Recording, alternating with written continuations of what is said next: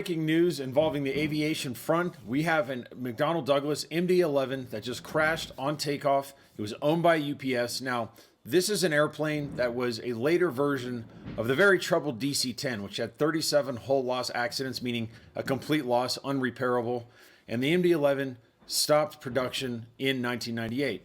Now, this airplane is over 600,000 pounds with its maximum takeoff weight, and it would be carrying, at the time of this accident, around 240,000 pounds of fuel. Now let's look at some of the footage. And what you can see here is as it's taking off, there's fire coming from the left engine. They're struggling to get airspeed.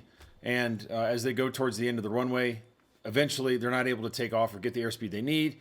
Once you get past a certain point on the runway, you can't stop. You got to keep going. And then you see here the trail of debris, the amount of fire. I mean, this is several hundred meters on top of each other. And then you look at the fireball itself.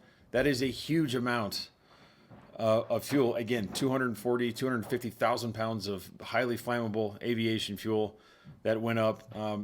Obviously, time will tell what happened. Obviously, there was some kind of malfunction with the left engine, but this will take, a couple months to get a preliminary report, and then probably a year plus at least to get a final determination of what actually happened. Hopefully, some things will be released of the recordings with the tower if they had any. There'll be a flight data recorder that will record the flight parameters of the stall, the setting of the flaps, the setting of the engines, and things of that nature.